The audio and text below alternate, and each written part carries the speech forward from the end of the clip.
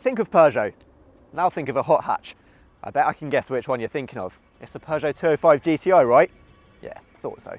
Okay, not very hard at all, probably because the 205 GTI is still considered to be one of the greatest hot hatches ever made. Fun, sporty, light, reasonably affordable, and an absolute hoot. It turned Peugeot from a bland brand into a manufacturer capable of churning out hits. Frankly though, it's time us car guys stopped dwelling in the past. Okay, so the 206 GTI was woefully sloppy, and the 207 GTI hardly even made a dent here in the UK. It's time for us to look ahead to the Peugeot 208 GTI. What you got for me?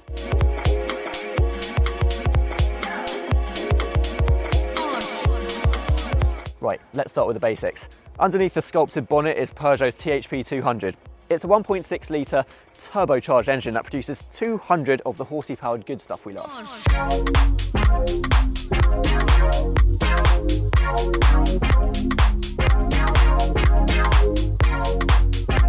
The standard 208 has been Viagra'd up. That means that it's stiffer, sits lower to the ground, and the steering is a lot more precise. Sounds like a bit of a buzzword fest to me. Fine, so let's move away from the overused car jargon and explain what it's really like when you step inside and first start up this European madame. Because it's French, it's simple. So first, flick out key, unlock the car, and then you'll be treated to a nice workout because these car doors are quite heavy. Right, next issue is steering wheel placement. Now, the dials have been placed just under the windscreen so you have full view over the road and so you don't have to keep glancing in between the wheel. What this does mean though, is that the wheel might block your view if you're of a short disposition.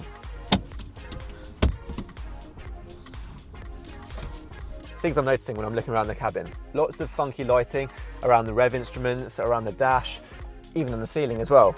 Also, there's a large touchscreen hogging the centre console, and I'm a fan. There's also a lot of gradients around here. Dare I say it's all a bit skeuomorphic. Actually, no, I won't say that. Johnny Ive wouldn't be best pleased. Start the hot hatch up and the sound bellowing out of the back isn't too remarkable.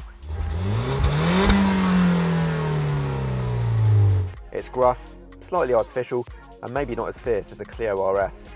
But slot the shifter into first, press on the throttle, and the 208 GTI suddenly starts to make real sense. Dare I say it, it's almost 205-like in driver enjoyment. Whoa, hold your horses, mate. Okay, so the car has 70 more horsepower than the 205 GTI, but of course it does. This car's brand new. And having said that, it does feel heavier than the 205 GTI. One thing that counts in its favour though is the 6-speed manual gearbox. It's nice and sharp, short, precise throws, which is what every petrolhead wants. The car has loads of front end grip, so much so that you can chuck it into a corner without fear of understeering wide, and feel the rest of the car follow it behind you. It's uncanny, remarkable, incredible, and surprising. The standard 208 feels like a completely different car. The 208 has obviously the petrol and diesel variants, but to be honest, they're dull, bland. Frankly, they're boring. The 208 GTI, on the other hand, is a proper driver's car. For the first time, this is a car you'd want to show off to your mates. It's a Peugeot that's worth owning. And therein lies this car's greatest weapon. At under £20,000, it's an extremely attractive proposition next to the Renault Sport Clio, a car which petrolheads have perved over for years. The Fiesta ST is still competition waiting to be tested against, but for the first time in years, Peugeot might be able to run around in the big leagues. Well done, Pug. Well done.